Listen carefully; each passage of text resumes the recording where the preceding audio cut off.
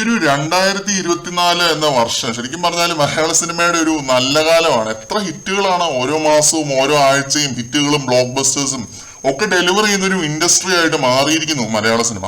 അവിടെ ഒരാളുടെ മാത്രം ഒരു വലിയ കുറവുള്ളതുപോലെ എനിക്ക് തോന്നിയിട്ടുണ്ട്. മലയാളത്തിൽ തൻ്റെതായ ഒരു ജോൺറ ഉണ്ടാക്കി എടുത്തിട്ട് റിപ്പീറ്റ് വാല്യൂയിലൂടെ വളർന്നു വന്ന ഒരു ബ്രാൻഡ്, അതാണ് ദിലീപേട്ടൻ. ഒരു സ്റ്റാർ ആയിട്ട് നിൽക്കുമ്പോൾ ഹിറ്റുകളും ഫ്ലോപ്പുകളും എല്ലാം സ്വാഭാവികമാണ്. പക്ഷെ എന്നിരുന്നാലും കുറച്ച് അബദ്ധങ്ങൾ ദിലീപേട്ടന് സംഭവിച്ചിട്ടുണ്ട് 2-3 വർഷങ്ങളായിട്ട്. അതിന്റെ ഭാഗമായിട്ട് നമ്മുടെ സായി ഒക്കെ കുറെ വിവാദങ്ങളിൽ പെട്ടതാണ്, ബാൻഡ്ര റിവ്യൂ ബോംബിംഗ് എന്നൊക്കെ പറഞ്ഞിട്ട്. പക്ഷെ ആ വിമർശനങ്ങളെയും വിവാദങ്ങളെയും എല്ലാം തിരുത്തി കുറിക്കാൻ പുള്ളിക്ക് ഒരൊറ്റ കോമഡി പടം മതി.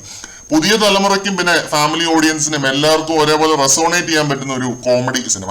ഇപ്പം CID മൂസ പോലെ അല്ലെങ്കിൽ പറക്കും തളിക പോലെ വെട്ടം പോലെ അതേപോലത്തെ ഐറ്റംസ് ഒന്നും ഈ കാലത്ത് ഇറക്കാൻ പറ്റില്ല. അത് ശരിയാണ്. അതിന്റെ പകുതി ഇമ്പാക്ട് ഉണ്ടാക്കാൻ സാധിച്ചാൽ പോലും ദിലീപേട്ടന്റെ ഒരു സിനിമയ്ക്ക് വമ്പൻ ഹിറ്റ് അടിക്കാൻ സാധിക്കും. കാരണം ഇത്രയും പ്രശ്നങ്ങൾ നേരിട്ടിട്ടും അത്രയ്ക്ക് ഹോൾഡ് അദ്ദേഹത്തിന് മലയാളികൾക്കിടയിൽ ഉണ്ട്.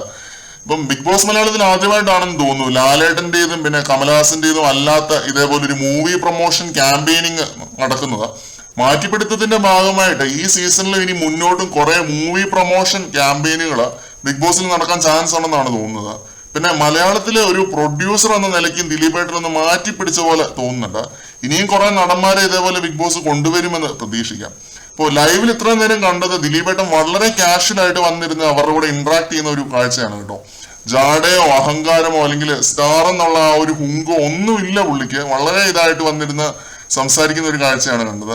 ആൾക്കാർ പറയുന്നുണ്ടാവും ഇനി ഇവന്റെ കുറവും കൂടി അതിനകത്ത് ഉണ്ടായിരുന്നുള്ളൂ. ഇതാണ് ദിലീപേട്ടൻ ആദ്യം പറഞ്ഞ ഡയലോഗ്. അതാണ് പറഞ്ഞത്. അത്രയും സ്പോണ്ടേനിയസ് ആയിട്ട് വിറ്റടിച്ച് ചിരിപ്പിക്കാനും പിന്നെ ആ ഒരു പോസിറ്റീവ് എനർജി സ്പ്രെഡ് ചെയ്യാനും ഉള്ള ഒരു പ്രത്യേക കഴിവ് നമ്മുടെ ദിലീപേട്ടനുണ്ട്. അതുകൊണ്ട് തന്നെ ചോദ്യം ചോദിച്ച എല്ലാവരും വളരെ ഫ്രീ ആയിട്ടാണ് പുള്ളിയുമായിട്ട് ഇന്ററാക്ട് ചെയ്തത്. അൻസിബ ലാസ്റ്റ് പറയുന്നുണ്ട് മരുഭൂമിയിൽ മഴ പെയ്ത ഫീലിംഗ് ആണെന്ന്. കറക്റ്റ് ആണ് കേട്ടോ. അത് ലൈവ് കണ്ടോണ്ടിരുന്ന നമുക്കും അത് തോന്നും. അത് ദിലീപേട്ടന്റെ ആ ഒരു എനർജിയാണ്, അത് സമ്മതിച്ചു കൊടുത്തേ പറ്റത്തുള്ളൂ. എന്തായാലും ഒരു 45 മിനിറ്റോളം ആ ഒരു ആക്ടിവിറ്റിയിൽ ഏരിയയിരുന്ന പ്രസ് മീറ്റ് ഒക്കെ കൂടി ദിലീപേട്ടൻ വെളിയിലേക്ക് പോയി. പിന്നെ അവിടുത്തെ പ്രണയ ജോഡികൾക്ക് ഒരു ഹിന്റ് കൊടുത്തിട്ടാണ് പുള്ളി പോയത്. ആരോടെങ്കിലും പ്രണയം തോന്നിയാൽ ask for A date and close the deal. Ask for A date and close the deal. Jabri combo, Sreejan combo ഇവരെയൊക്കെ ഉദ്ദേശിച്ചാണ് പറഞ്ഞത്. പിന്നെ ഈ ഇതൊരു സിനിമയിലെ ഡയലോഗ് ആണെന്നും തോന്നുന്നുണ്ട് കേട്ടോ. അത് ട്രെയിലറിലോ മറ്റോ ഉണ്ടെന്ന് തോന്നുന്നു. പക്ഷെ സിറ്റുവേഷനുമായിട്ട് മാച്ചിങ് ആയിരുന്നു. ഹിന്ദി മനസ്സിലാക്കാൻ ബോധമുള്ളവർക്ക് ഉറപ്പായിട്ടും മനസ്സിലാക്കി കാണും. ഇല്ലാത്തവർ ഇതേപടി തുടരും. അപ്പോൾ കൂടുതൽ അപ്ഡേറ്റുകളുമായിട്ട് നമുക്ക് വീണ്ടും കാണാം.